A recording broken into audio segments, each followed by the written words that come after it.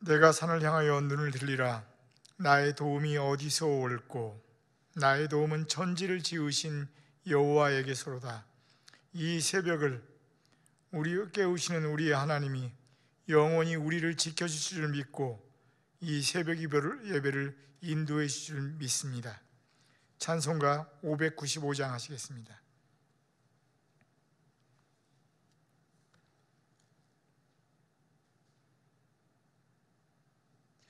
나 맡은 본분은 구주를 높이고 문 영원 구원 얻도록 잘 인도함이라. 부르심 받들어 내 형제 섬기며 구주의 뜻을 따라서 내 정성 다하리. 주 앞에 모든 일 잘 행케 하시고 이후에 주님 배울 때 상 받게 하소서. 나 항상 깨어서 늘 기도드리며 내 믿음 변치 않도록 날 도와주소서. 아멘. 찬송가 460장 한 장 더 하시겠습니다.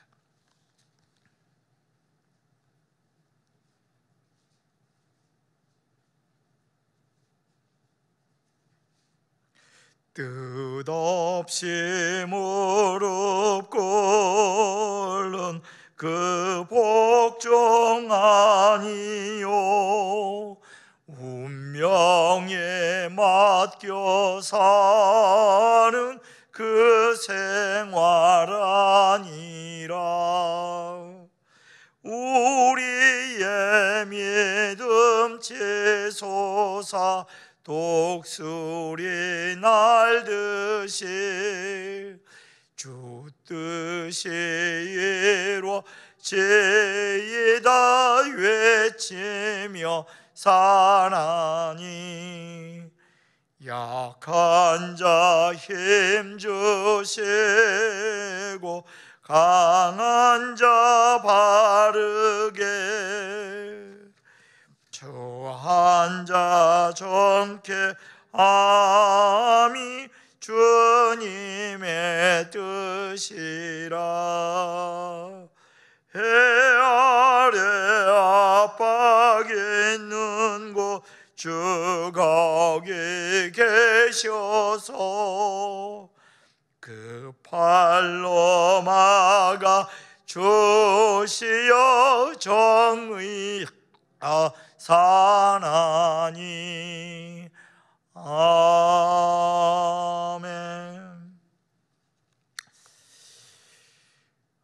성경 말씀은 창세기 22장 1절부터 19절까지입니다.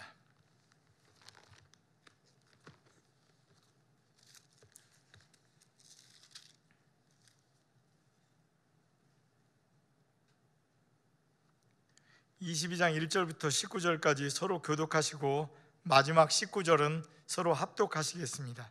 먼저 제가 읽겠습니다. 그 일 후에 하나님이 아브라함을 시험하시려고 그를 부르시되 아브라함아 하시니 그가 이르되 내가 여기 있나이다.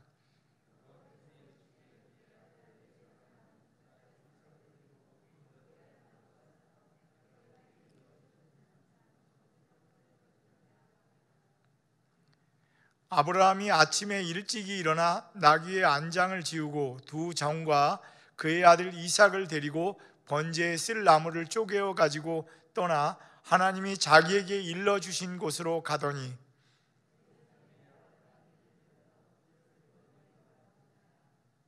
이에 아브라함이 종들에게 이르되 너희는 나귀와 함께 여기서 기다리라. 내가 아이와 함께 저기 가서 예배하고 우리가 너희에게로 돌아오리라 하고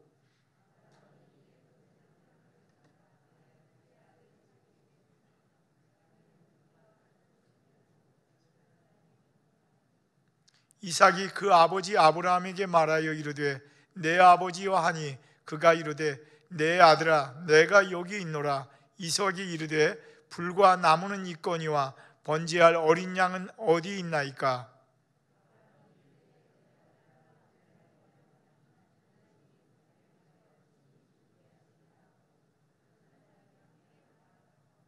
하나님이 그에게 일러주신 곳에 이른지라. 이에 아브라함이 그곳에 제단을 쌓고 나무를 벌려놓고 그의 아들 이삭을 결박하여 제단 나무 위에 놓고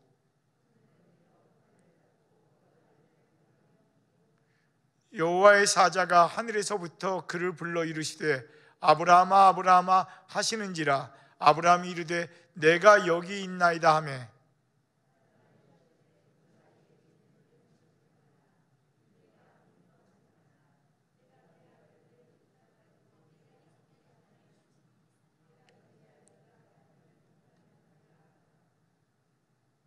아브라함이 눈을 들어 살펴본즉 한 양이 뒤에 있는데 뿔이 숯불에 걸려 있는지라. 아브라함이 가서 그 순양을 가져다가 아들을 대신하여 번제로 드렸더라.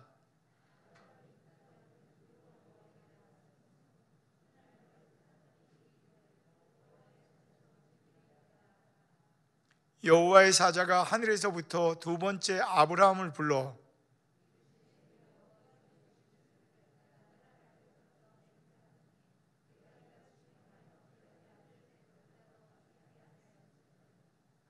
내가 내게 큰 복을 주고 내 씨가 크게 번성하여 하늘의 별과 같고 바닷가의 모래와 같게 하리니 내 씨가 그 대적의 성문을 차지하리라.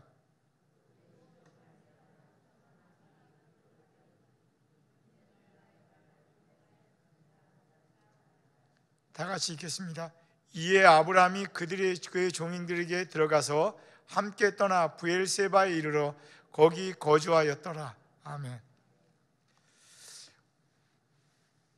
새벽에 은혜는 하나님이 주시는 겁니다. 저는 지구촌 교회 김산형 장로라고 합니다. 오늘의 설교 말씀은 부모의 사랑보다 차원 높은 하나님의 사랑을 말씀을 드리려 합니다. 부족하지만 분명히 은혜는 하나님이 내려주시고 저는 말씀만 전달하겠습니다. 운전을 하고 가시다 보면 차 뒷면 유리창에 정지해서 보면 차 뒷면 유리창에 이렇게 써 있습니다. 아이가 타고 있어요. 유급시 아이를 먼저 구해주세요. 이 글귀가 써 있는 것을 종종 보셨을 것입니다. 누구라도 이 글귀를 보는 순간 그 부모가 본인의 생명보다 자식을 얼마나 사랑하고 있는가. 또한 정상적인 부모라면 자신의 죽음보다 아이를 더 소중히 여기는 마음, 사랑하는 마음을 분명히 가지는 분들이 저 스티커를 붙였을 것이다 하는 생각이 있을 겁니다. 오늘 이 자리에 계신 지구촌 식구들에게 또 유튜브로 예배드리는 모든 분들에게 저는 두 가지의 질문을 하고 싶습니다. 우리의 하나님은 자신의 아들이셨던 예수님을 사랑하지 않으셔서 십자가의 못을 박으셨습니까? 아브라함은 이삭을 사랑하지 않아서 하나님이 번제물로 드리라 하니 번제물로 이삭을 죽이려고 번제물로 드리려 했습니까? 오늘 읽으신 창세기 22장 말씀은 독자 이삭을 바치라는 내용입니다. 다시 말하면 제사의 제물로 써라. 더 심하게 말씀드리면 아들을 죽여라. 그리고 제물로 바쳐라. 하나님의 명령을 받은 아브라함의 마음과 믿음의 조상으로 전개되는 그 과정을 오늘 은혜를 나눌까 합니다. 저는 오늘 부자간의 사랑을 아브라함과 이삭의 이야기에서 말씀을 드리고 한 차원 더 높으신 놀라우신 하나님의 사랑을 나눌까 합니다. 하나님의 명령을 받은 아브라함의 마음은 어떠했을까요? 내 아들, 내 사랑하는 독자 이삭을 데리고 모리아 땅으로 가서 내가 내게 지시하는 한 산에 거기서 그를 번제로 드리라. 하나님의 뜻은 분명했습니다. 아브라함에게 그의 독자를, 그가 사랑하는 이삭을 번제로 바치라는 거였습니다. 아브라함은 이 명령을 받았을 때 그냥 고개를 끄덕였을까요? 아마 저는 귀를 의심했다고 생각할 겁니다. 왜냐하면 아브라함에게 창세기 15장 5절에 아브라함에게 하늘을 우러러 무뼈를 셀 수 있나 봐라. 또 그에게 이르시되 내 자손이 이와 같으리라. 하나님이 약속하시지 않으셨습니까? 또한 하나님의 말씀대로 100세 만에 얻은 아들 이삭입니다. 번제물로 드리라고요? 죽이라고요? 심히 번성한다 하셔놓고 하나님, 아브라함은 그날 성경에 보면 네 하겠습니다라는 말이 안 나옵니다. 성경에 보면 창세기 21장, 우리 전장입니다. 전장 21장 10절에 그의 여종과 그의 아들을 내쫓으라.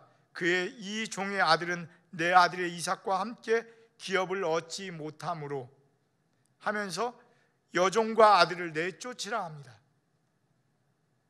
그랬더니 21장 11절에 보면 아브라함이 그의 아들로 말미암아 그 일이 매우 근심되었더니, 바로 이 이스마엘은 내쫓으라는 내용입니다.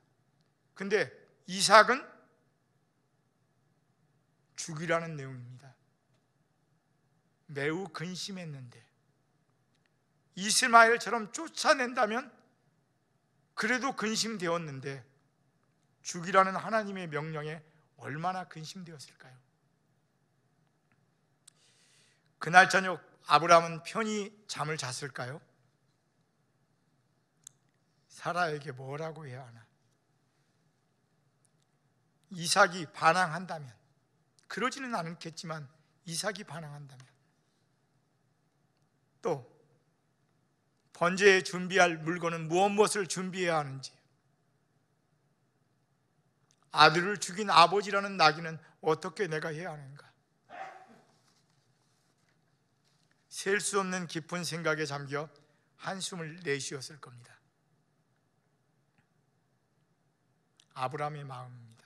부모의 마음입니다. 번제를 준비할 때의 아브라함의 마음은 또 어떠했을까요? 아브라함이 아침 일찍 일어나 나귀의 안장을 지우고 두 종과 그의 아들을 데리고 번제에 쓸 나무를 쪼개어 가지고 떠나 하나님이 자기에게 일러주신 곳으로 가더니, 아브라함이 아침 일찍 일어났다는 얘기는 다시 말하면 즉시입니다.